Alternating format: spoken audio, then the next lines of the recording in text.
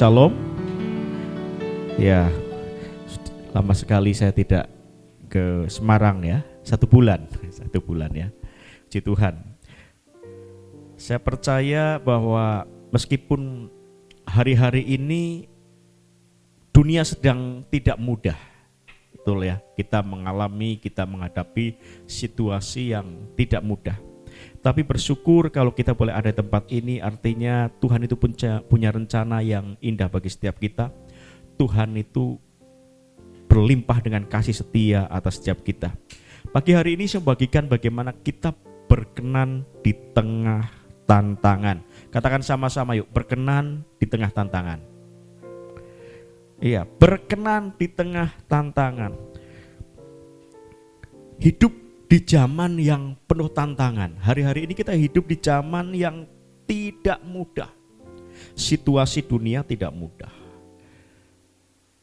Kondisi perekonomian juga sedang tidak mudah.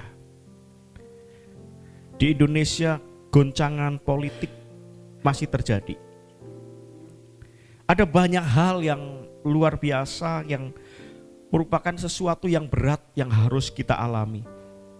Ya. Belum lagi kita melihat bahwa terjadi degradasi moral dalam kehidupan manusia hari-hari ini. Nilai-nilai dunia semakin jauh dari kehendak Tuhan. Bahkan yang benar sering dianggap salah. Betul nggak Pak Ibu? Ya. Kalau orang anti korupsi,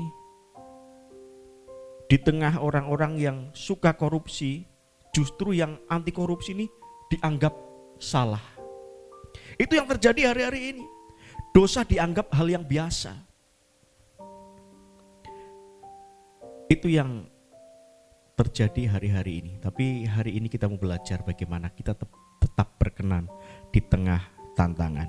Mari kita buka dalam Kejadian pasal yang ke-6 ayat 1 sampai ke-8. Terlihat ya Ibu di depan, kalau yang enggak terlihat buka di Alkitab kita ya. Alkifon kita buka. Kejadian pasal yang ke-6 ayat 1 sampai ke-8. Saya akan bacakan ayat yang pertama, Bapak Ibu ayat yang kedua, seterusnya bergantian ya. Siap? Amin. Oke, Kejadian pasal yang pertama Kejadian pasal yang ke-6 ayat yang pertama. Ketika manusia itu mulai bertambah banyak jumlahnya di muka bumi, dan bagi mereka lahir anak-anak perempuan, kedua,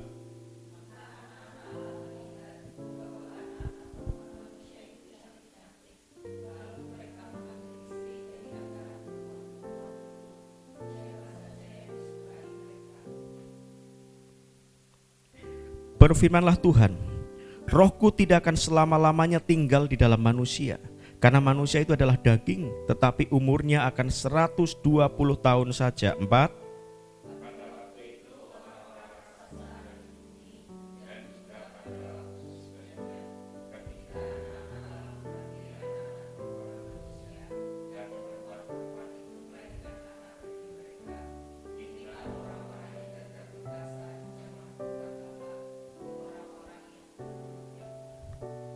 Ketika dilihat Tuhan bahwa kejahatan manusia besar di bumi dan bahwa segala kecenderungan hatinya selalu membuahkan kejahatan semata-mata.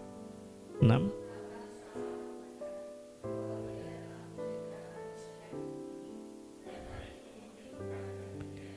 Berfirmanlah Tuhan, Aku akan menghapuskan manusia yang telah kuciptakan itu dari muka bumi, baik manusia maupun hewan dan binatang-binatang melata dan burung-burung di udara. Sebab aku menyesal bahwa aku telah menjadikan mereka. 8 sama-sama, 1, 2, 3. Tetapi Nuh mendapat kasih karunia di mata Tuhan. Nah, kita melihat apa yang kita baca, situasi yang terjadi pada zaman Nuh. Kalau kita baca tadi, apa yang terjadi di zaman Nuh adalah sesuatu yang juga terjadi pada hari-hari ini. Kemerosotan moral, kemerosotan rohani, tadi kemerosotan sosial, ada kekerasan, ada orang-orang yang menjauh daripada Tuhan. Bukankah hari-hari ini terjadi? Kemerosotan moral, degradasi moral, sangat miris ya hari-hari ini bahwa degradasi moral terjadi di hampir seluruh dunia, bukan hanya di Indonesia. Bahkan kalau saya membaca di salah satu artikel bahwa Amerika saja yang negara mayoritas Kristen didirikan dengan dasar iman Kristen. Yang terjadi dengan Amerika apa? Kehidupan di sana itu LGBT itu mendominasi. Artinya sangat banyak orang yang hidup dalam LGBTQ. Amerika loh, negara yang katanya Kristen. Jadi kalau dihitung seluruh dunia, Amerika ini negara yang termasuk kelima terbesar dengan LGBT terbanyak. Lalu ada negara-negara Kristen seperti Korea, di sana juga data menunjukkan banyak sekali wanita tunasusila atau PSK yang ada di Korea. Kalau di Asia Tenggara kita bisa melihat Thailand. Mungkin Bapak Ibu ada yang pernah ke Thailand? Pak Yahya sudah pernah ke Thailand? Bisa diceritakan? Yang di Thailand juga kita bisa melihat itu negara yang paling toleran dengan LGBT. Di sana antara wanita sungguhan dengan wanita jadi-jadian susah membedakan. Itu yang terjadi hari-hari ini. Bahwa kejadian pasal yang ke-6 ini menggambarkan dunia yang mengalami kemerosotan rohani, kemerosotan moral dan sosial. Tetapi kita bisa melihat di tengah dunia yang rusak, Tuhan menemukan satu orang yang hidup berkenan kepadanya, yaitu siapa? Nuh. Ya. Dari hal ini kita bisa melihat bahwa seseorang dapat tetap hidup berkenan kepada Tuhan meskipun berada di tengah tantangan yang besar. Apakah itu tantangan sosial, tantangan masalah-masalah pergumulan dalam kehidupan kita, mungkin pergumulan dalam rumah tangga kita, keluarga kita, masalah ekonomi kita, masalah di lingkungan kita. Ada banyak tantangan yang terjadi, tetapi kisah Nuh membuktikan bahwa seseorang dapat tetap hidup berkenan di hadapan Tuhan meskipun di situasi yang tidak mudah. Dan yang lebih luar biasa lagi bahwa zaman Nuh ini menggambarkan keadaan dunia menjelang kedatangan Kristus. Wow, jadi apa yang terjadi pada zaman Nuh ini gambaran apa yang terjadi dari kehidupan dunia saat ini. Apa yang dikatakan oleh Tuhan Yesus di dalam Matius pasal 24 ayat 37. Sebab sebagaimana halnya pada zaman Nuh, demikian pula halnya kelak pada kedatangan Anak Manusia. Jadi apa yang terjadi pada zaman Nuh tadi? Ada kemerosotan moral, kemerosotan rohani, kemerosotan sosial.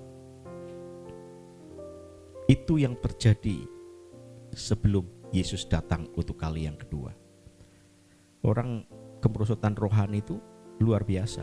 Pada zaman Nuh, anak-anak Allah artinya orang-orang percaya, orang-orang dari garis keturunan Set, mereka menikahi hanya berdasarkan nafsu semata, apa yang diinginkan hatinya.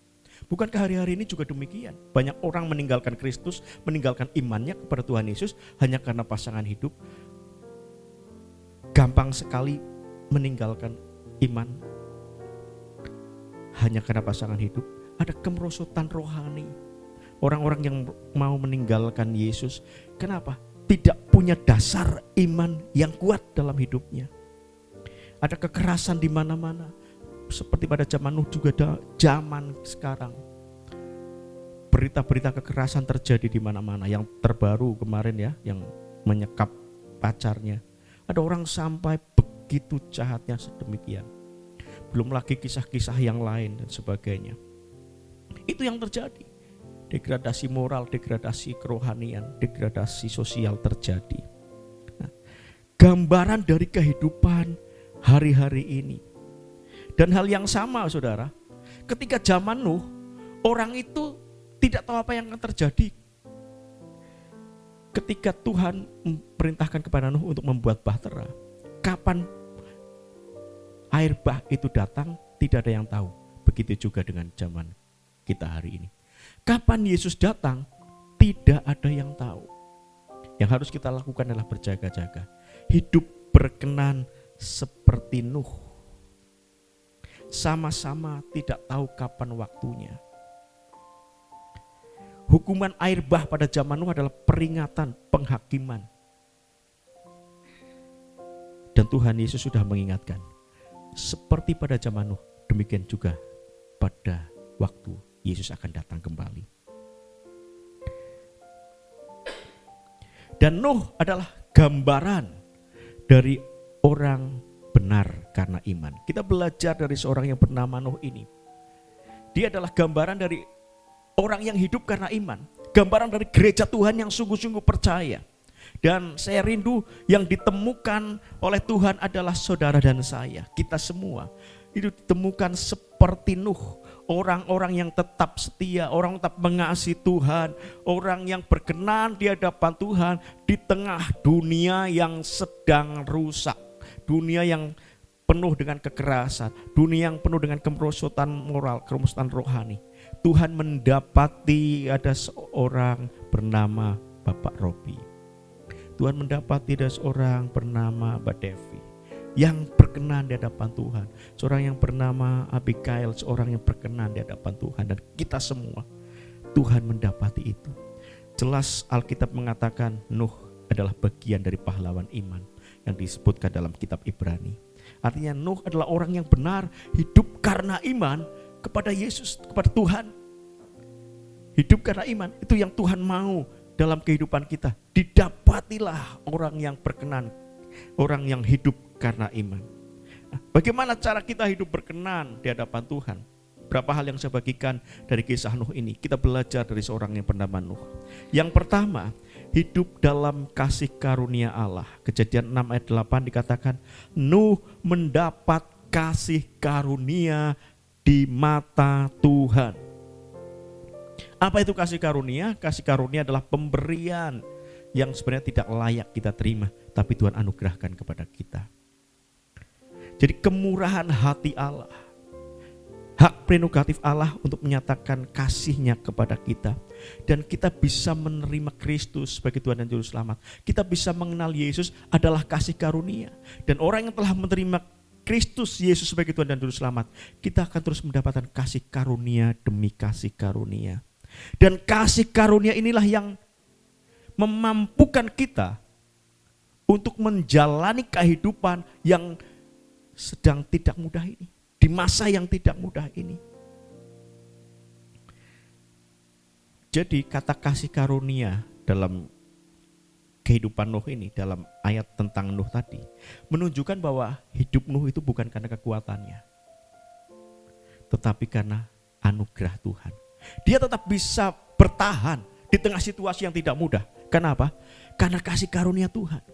Nuh bukan manusia sempurna, tapi ia membuka hidupnya untuk Tuhan. Sehingga anugerah Allah bekerja dalam hidupnya. Artinya kita tetap dapat hidup berkenan kalau ada kasih karunia Tuhan. Karena ada kasih karunia Tuhan. Hidup kita membutuhkan Tuhan. Hidup yang bukan mengandalkan kekuatan kita sendiri. Ada kasih karunia. Sehingga kita tetap bisa bertahan. Saya menyadari kasih karunia Tuhan ya, setelah saya itu mengenal Tuhan. Saya pernah diingatkan suatu kisah di zaman waktu saya belum bertobat. Dan sekarang saya menyadari itu kasih karunia. Saya cerita ya sebentar ya, cerita. Ini kisah dulu, tapi jangan diketawakan ya nanti ya. Jadi dulu sebelum saya bertobat, waktu itu saya tinggal di Parakan dan di asrama. Bapak Ibu kalau pernah lihat rumah sakit Ngesti Waluyo Parakan, kalau menghadap depan itu sebelah kanan ada gang masuk. Kalau sekarang itu di sebelah gangnya ada ini Indomaret atau Alfamart ya, saya lupa. Nah di sana itu belakang itu ada perumahan dokter, kemudian ada asrama saya di sana dulu. Nah zaman dulu itu saya itu waktu itu suka beli nomor togel. Suka beli nomor togel. Jadi setelah zaman SD SP selesai, kemudian tidak ada togel, kemudian muncul togel, waktu itu kuda lari dari Singapura kalau nggak salah. Nah, itu tiap malam. Jadi zaman dulu pernah saya tuh waktu saya mau ujian akhir saja, itu saya nggak akan belajar sebelum nomor togel keluar. Jadi nomor togel keluar sekitar jam 11. Dulu masih pakai sepeda motor itu pembawa pesannya, nomornya berapa. Nah, kalau sudah keluar baru saya tenang, bisa belajar. Tapi kalau belum keluar saya masih nunggu informasi sambil di depan warung gitu ya. Di depan ini agennya. Nah, kalau nomornya sudah keluar baru pulang belajar.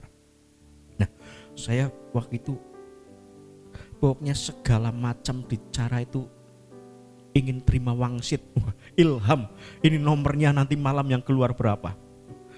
Dan saya sering dapat ya. Nah, suatu saat ini saya itu jaga malam, dinas malam di Rumah Sakit Parakan itu di IGD. Nah, kalau di IGD itu masuknya lebih malam daripada di Bangsal ya. Di Bangsal misalnya jam 8 pergantian shift, kalau di IGD jam 9. Nah, jadi waktu itu saya itu berencana gini, Tuhan ini jaga malam, saya tidur, setelah jaga malam tidur, istirahat. Saya enggak ngomong sama Tuhan ya, ini zaman dulu ya, kalau sekarang kan Tuhan, dulu bukannya. Nah, bayangan saya gini, ini siang ini saya tidur, saya dapat mimpi untuk beli nomor togel nanti malam. Ini ceritanya gitu. Jadi saya pokoknya berangan-angan seperti itu, saya minta pokoknya dapat wangsit, dapat apalah pokoknya. Dan waktu itu benar, saya mimpi tidur habis istirahat itu waktu jaga malam itu, mempersiapkan jaga malam, nanti juga jaga malam.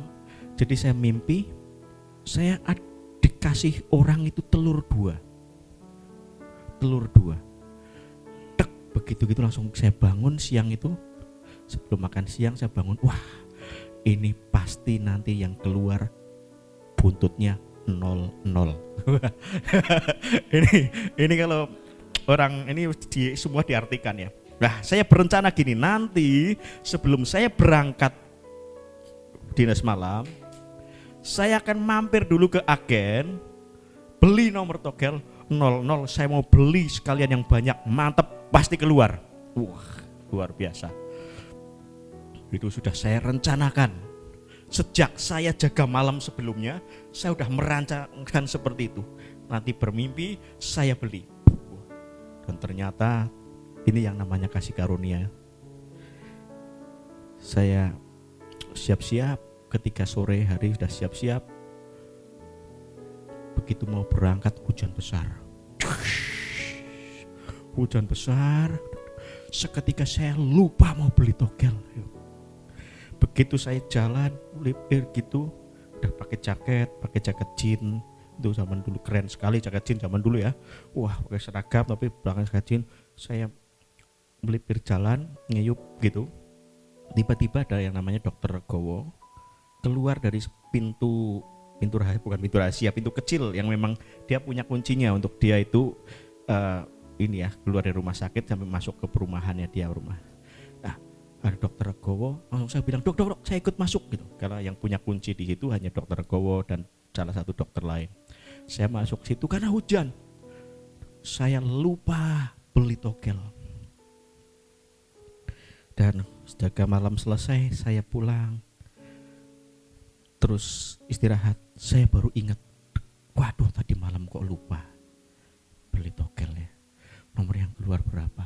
Begitu saya lewat agen, yang keluar belakangnya 00. Wah. Ternyata wangsitnya benar ya. Tapi yang luar biasa gini, Tuhan tidak izinkan saya semakin terjerumus di sana. Saya menyadari gini, saya mulai berpikir, wah ini kelihatannya togel ini bukan jalan Tuhan. Tuhan tidak meridoi. Sejak saat itu saya mulai mengurangi aktivitas beli togel. Dan sampai akhirnya saya bertobat, saya tidak pernah beli togel lagi, percaya saya nggak pernah beli. Ya. Tapi dari sini saya menyadari gini, itu kasih karunia. Kalau Tuhan tidak lakukan hal demikian buat saya lupa, terjadi hujan dan sebagainya, mungkin saya menjadi orang yang terikat dengan yang namanya togel ini. karena mengasihkan Pak Robi, tapi jangan dilakukan ya. Bagi orang yang terikat itu susah lepas. Tiap malam bayangkan saudara, bayangkan mau ujian akhir saja gak bisa belajar sebelum togel keluar. Jadi tiap malam itu kerumus, ngobrol sambil kerumus, ini berapa, lihat apa itu primbonnya ya kan, ada arahannya ya. Wah, kok maduk-maduk Cilinat tahu ya? Oh, orang tua jualan. Oh ya, Tuhan luar biasa ya ternyata. Saya rumus gitu, ada satu keasikan tersendiri, ada keterikatan. Kalau mimpi hari ini umur yang keluar apa, kalau lihat mobil lewat gitu, begitu nomornya berapa itu mulai catat, ada kecelakaan dicatat nomornya. Wah, ada yang cari wangsit ke orang pintar dan sebagainya. Biasanya nggak sampai ke segitu, tapi kalau diteruskan mungkin juga bisa sampai gitu. Tapi itulah kasih karunia sehingga saya tidak terikat lagi dengan hal demikian. Ternyata ada kasih karunia Tuhan ya, sehingga saya terbebas. Itu contoh bagaimana kasih karunia memampukan kita akhirnya tetap menang, tetap hidup berkenan di hadapan Tuhan. Bukan kekuatan kita, tapi ada kasih karunia. Jadi setiap hari kita harus terus minta kasih karunia Tuhan berlimpah. Kita membutuhkan pertolongan Roh Kudus dalam kehidupan kita. Kita membutuhkan kasih karunia Allah setiap hari. Kita membutuhkan Tuhan ya, di tengah situasi yang tidak mudah. Kita butuh Tuhan tetap berkenan di hadapan Tuhan. Amin. Itu yang pertama. Kita bisa berkenan karena kasih karunia Allah. Yang kedua, kita berkenan ketika kita hidup dalam kebenaran. Ayat 9 bagian A dikatakan demikian. Inilah riwayat Nuh. Nuh adalah seorang yang benar dan tidak tercela di antara orang-orang sezamannya. Perhatikan di sini, Nuh seorang yang benar dan tidak bercela. Ini berbicara tentang kehidupan yang benar di tengah orang-orang yang tidak benar. Hidup benar, saudara. Orang benar artinya orang yang hidupnya sesuai dengan standar Allah. Sesuai dengan standar Allah apa? Firman Tuhan. Tidak bercela artinya berintegritas. Berani berkata tidak di tengah dunia yang berkata ya. Keinginan dunia berkata ya. Contoh orang-orang yang di lingkungan pemerintahan. Yang lain korupsi misalnya. Kita berkata tidak untuk korupsi. Bukan tidak padahal korupsi ya.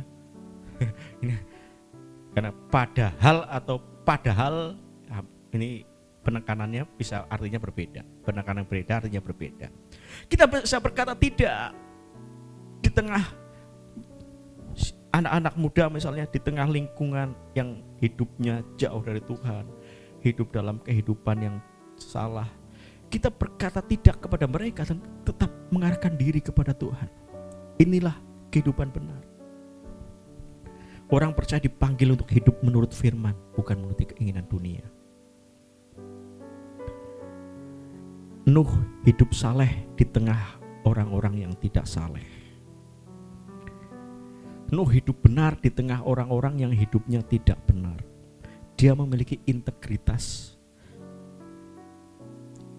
Integritas menunjukkan imannya. Ya, dalam kehidupan kita hari-hari ini juga demikian. Mungkin situasi enggak gampang ya. Apalagi secara ekonomi sekarang ya, dengan pajak yang naik, dengan situasi dunia geopolitik global yang belum tentu mempengaruhi ekonomi. Mungkin orang dalam usaha menjalankan usaha dengan cara yang salah. Pokoknya bagaimana caranya supaya mendapat keuntungan, itu yang terjadi dengan orang-orang dunia. Karena apa? Situasinya enggak mudah. Tapi orang percaya harus berbeda. Orang percaya harus tetap hidup dalam kebenaran. Cara usaha yang benar. Itu orang percaya. Orang yang hidup dalam kebenaran. Kalau dunia kan mengajarkan gini. Modal sekecil-kecilnya, untungnya sebanyak-banyaknya. Ya betul ya. Ya akhirnya yang terjadi apa? Korupsi, ya kan? Ya enggak? Menghalalkan segala cara. Karena modalnya pengennya kecil, tapi untungnya besar. Ya bagaimana kalau nggak menghalalkan segala cara? Timbangan diakali misalnya ya, jualan. Kalau dulu jualan di pasar, ada yang modelnya kan literan ya, kalau zaman dulu beli beras literan, masih literal kalau zaman dulu. Itu ternyata mendelep ke atas apa itu? Ya, biasanya gitu ya. Supaya kelihatannya tetap 1 liter tapi ternyata dikurangi. Ya ada yang model curang-curang seperti itu. Orang dunia menghalalkan segala cara, ya. Nyari pesugihan dengan segala cara, itu cara orang-orang dunia. Tapi orang percaya harus tetap hidup benar. Kemarin ketika saya melayat ke salah satu kerabat ya, anaknya yang bapaknya meninggal cerita, ya saya bersyukur. Selama ini ketika bapak saya sakit, banyak orang itu menawarkan untuk datang ke orang pinter ini, ke orang pinter itu. Tapi saya bersyukur dan saya tetap kuatkan ibu saya untuk tetap percaya kepada Tuhan Yesus. Ya, lingkungan dunia kan seperti itu. Meskipun di zaman modern, sekarang alternatif yang salah itu masih berlaku di lingkungan masyarakat Indonesia. Kalau sakit, datang ke sini katanya bisa menyembuhkan. Padahal dukunnya sendiri sakit, gak bisa sembuh. Iya kan? Pesugihan sendiri, dukunnya sendiri gak sugih, ya gak kaya. Ya, ini kan aneh, hanya ditipu oleh si jahat, oleh iblis. Tapi orang percaya tetap harus hidup dalam kebenaran. Itu yang kedua. Kemudian yang ketiga, ayat 9 bagian B dikatakan, dan Nuh hidup bergaul dengan Allah. Bagaimana kita tetap hidup berkenan? Yang pertama tadi, ketika yang pertama dikatakan, Alkitab mengatakan ada kasih karunia. Kemudian yang kedua hidup dalam kebenaran. Yang ketiga hidup bergaul dengan Allah. Nah, inilah rahasia utama kehidupan Nuh. Bagaimana Nuh bisa hidup berkenan? Karena apa? Memiliki kedekatan dengan Tuhan. Hubungan pribadi. Artinya gini, bukan mengenal Tuhan secara agama, tetapi apa? Berjalan dengan Tuhan setiap hari. Itu bergaul ya. Bergaul, berjalan menunjukkan tindakan yang terus-menerus. Dalam bahasa Ibrani-nya hitalek, bergaul, tindakan yang terus-menerus. Tidak hanya tahu Tuhan secara nalar kita, secara akal pikiran kita, tapi sungguh-sungguh punya kedekatan, punya hubungan. Jadi kekristenan inilah hubungan kita dengan Tuhan yang dipulihkan. Ketika manusia jatuh dalam dosa, hubungan dengan Tuhan rusak. Yesus Kristus datang untuk apa? Memulihkan hubungan yang rusak itu. Jadi hubungan ini yang harus kita bangun dalam kehidupan kita sebagai orang percaya. Tidak hanya percaya, tetapi memiliki hubungan. Ketika kita tidak ada hubungan dengan Tuhan, maka kekristenan kita hanya sekedar agamawi. Secara agama jadi orang Kristen. Mungkin pelayanan di gereja iya, tetapi tidak ada hubungan dengan Tuhan. Yang terjadi apa? Hanya agamawi. Makanya sering kita menjumpai orang-orang yang sudah pelayanan, bahkan mungkin punya jabatan di gereja sebagai majelis, sebagai mungkin pengerja. Tetapi anak-anaknya justru tidak hidup dalam Tuhan. Ada yang menikah dengan orang yang tidak seiman. Kemudian ketika ditanya kenapa kok diizinkan, lalu jawab gini, semua agama kan sama saja. Kan terjadi demikian, kenapa? Tidak ada hubungan, hanya intelektual, hanya ini pikiran saja. Jadi tahu ayat Alkitab mungkin tahu, tetapi hanya intelektual, tidak ada hubungan. Yang Tuhan mau adalah hubungan. Jadi rahasia bertahan dalam tantangan, memiliki hubungan yang intim dengan Tuhan. Karena apa? Kekuatan kita itu bukan dari diri sendiri, tapi dari kedekatan kita dengan Tuhan. Itulah mengapa gereja kita memfasilitasi jemaat, membantu jemaat untuk memiliki hubungan dengan Tuhan. Ada morning call contohnya. Ya, itu adalah bagaimana cara gereja untuk melatih jemaat memiliki hubungan dengan Tuhan. Ada spiritual breakthrough, ada waktu-waktu doa. Cara bagaimana kita itu untuk dilatih memiliki hubungan pribadi dengan Tuhan. Jadi sediakan waktu yang terbaik. Memang dalam hidup bergaul dengan Allah ini, dalam menjalani hubungan dengan Tuhan, ada yang namanya korban yang harus kita persembahkan. Mungkin korban waktu, kita sediakan waktu. Korban tenaga kita. Ada ketika mau join Zoom, berarti ada korban kuota, ada harta kita. Tapi semua itu justru ketika kita berkorban, itulah hal yang berkenan di hadapan Tuhan. Ada persembahan yang kita berikan. Hidup bergaul dengan Allah bukan sekedar tahu Tuhan, tapi sungguh-sungguh punya hubungan. Kekristenan harus punya hubungan dengan Tuhan. Bukan sekedar ngerti, oh Yesus itu Tuhan. Kata Pak Pendeta saya, Yesus itu Tuhan. Kata orang tua saya, Yesus itu Tuhan. Bukan sekedar itu. Tetapi ya, Yesus itu Tuhan karena mengalami sendiri Yesus adalah Tuhan. Tadi kok saya dilihatkan ya di media sosial itu ketika tiba-tiba buka, ada seorang artis yang dulu bukan Kristen, jadi Kristen. Kemudian setelah jadi Kristen berapa tahun, tidak jadi Kristen lagi. Jadi di luar Kristen, tidak Kristen lagi. Kenapa mudah sekali berpindah demikian? Karena kekristenannya bukan kekristenan yang hubungan tadi. Dia diberi kesempatan untuk bisa mengenal Tuhan Yesus, tetapi dia tidak membangun hubungannya dengan Tuhan. Sehingga ketika tawaran dunia datang, ketika ada tantangan kehidupan yang terjadi, mungkin masalah ekonomi, masalah yang lain sebagainya, imannya goyah dan kembali kepada kepercayaan lamanya. Padahal Tuhan sudah menyatakan diri dalam hidupnya. Kenapa tidak membangun hubungan itu? Tidak bergaul dengan Allah. Betapa pentingnya kita bergaul dengan Allah, karena itulah rahasia kekuatan kita. Saat kita bergaul dengan Allah, kita akan menikmati hadirat Tuhan. Kita akan terima kekuatan yang baru. Ketika kita letih, kita lesu secara rohani, mungkin kita menghadapi pergumulan hidup ini, kita menghadapi masalah dalam hidup ini, rasanya tidak kuat. Tapi ketika kita masuk dalam hadirat Tuhan, kita dikuatkan kembali. Kita terima kekuatan yang baru. Dan inilah memampukan kita tetap kuat, tetap bertahan tadi di tengah tantangan hidup. Amin Bapak Ibu.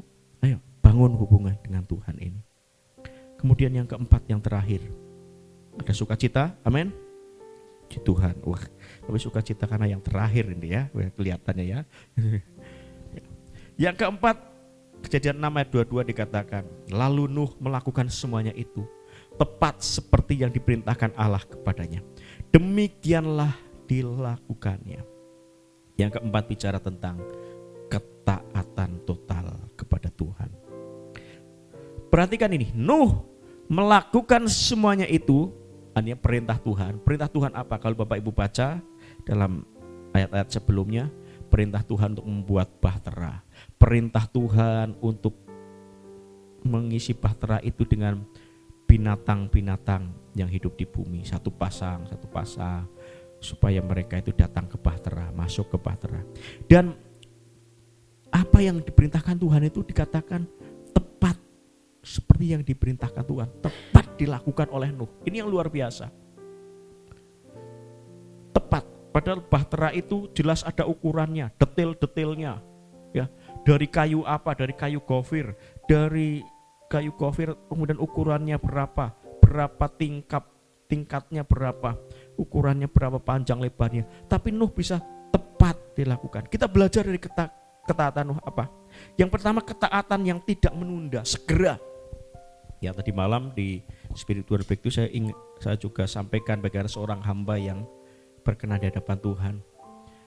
Dia segera melakukan perintah Tuhannya. Tidak menunda. Ya, ketika diperintahkan Tuhan, dilakukan. Kemudian ketaatan yang lengkap, total, artinya semuanya dilakukan. Alkitab berkata tepat seperti apa yang diperintahkan Tuhan. Ketaatan yang konsisten. Membuat bahtera ini bukan setahun 2 tahun. Nah, penafsiran ada yang berkata 100 tahun. Artinya selama masa dia membuat bahtera, mungkin menghadapi cibiran, menghadapi mungkin persekusi dari orang lain, mungkin bisa diganggu, jangan buat dia bahtera, diejek lah, di apa, orang-orang di sekitarnya melakukan hal yang jahat kepada Nuh. Tapi Nuh tetap taat selama bertahun-tahun. Ngapain kamu membuat bahtera? Ya. Bahtera apa? Kondisinya tidak ada hujan. Pada waktu itu belum ada hujan, ya.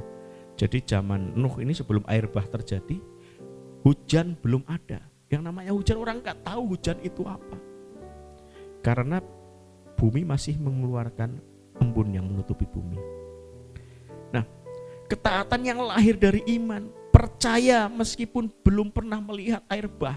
Bayangkan nih, Nuh kamu buat air bah ya, buat air bah, buat bahtera ya, karena akan ada air bah. Loh air bah itu apa Tuhan? Ya nanti air akan menutupi seluruh bumi. Loh kapan, yang gak tahu, nanti kapan datang waktunya gak ada yang tahu. Buat bahteranya di hutan lagi, di gunung lagi. Karena kayu-kayunya kan di gunung ya. Bayangkan ketaatan yang lahir dari iman. Apa yang terjadi dengan kehidupan kita hari-hari ini? Ayo kita belajar seperti ketaatan Nuh. Ketaatan yang tidak menunda. Ketaatan yang melakukan semuanya total. Ketaatan yang konsisten. Ya tadi malam juga saya sampaikan, konsisten.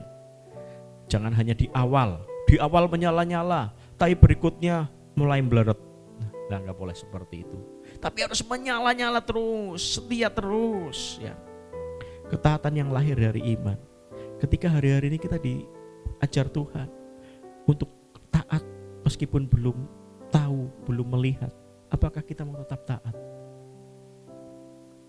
Mungkin di tengah situasi yang tidak mudah hari-hari ini, tapi kita ingat firman Tuhan, tetap menabur di tengah situasi yang tidak mudah. Apakah kita taat? Tetap kembalikan persepuluhan. Kenapa? Karena itu adalah kunci dari kehidupan kita yang diberkati Tuhan. Itulah ketaatan. Ketika Ishak pada masa kelaparan, Bapak Ibu baca kisah Ishak ya, pada kisah selanjutnya tentang Ishak ya. Ketika Ishak zaman masa kelaparan, dia pengen pergi ke Mesir, tapi Tuhan bilang tetap tinggal di tanah Kanaan. Artinya apa? Jangan ikuti cara dunia, Mesir gambaran dari kehidupan dunia, tapi tetap tinggal dalam janji Tuhan.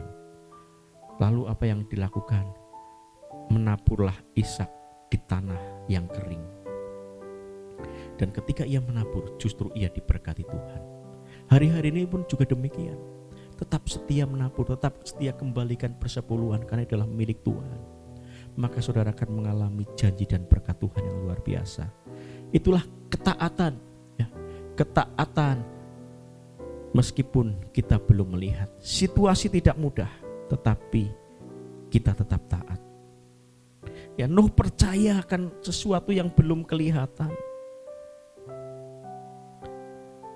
Dia tetap membangun bahtera, mempercayai firman Tuhan, tetap bertahan menghadapi ejekan, tetap setia selama puluhan tahun. Kita buktikan iman kita melalui ketaatan kita. Karena apa? Karena iman seseorang terlihat melalui ketaatannya. Iman itu percaya. Percaya kepada apa? Pada firman Tuhan. Percaya kepada janji Tuhan. Mari Bapak Ibu, di tengah situasi yang tidak mudah ini, biarlah hidup kita itu tetap berkenan di hadapan Tuhan. 4 hal ini yang saya bagikan. Yang pertama, apa Bapak Ibu masih ingat? Kasih karunia. Yang kedua, hidup dalam kebenaran. Yang ketiga, bergaul dengan Allah. Dan yang keempat, hidup dalam ketaatan total. Amin buat firman Tuhan.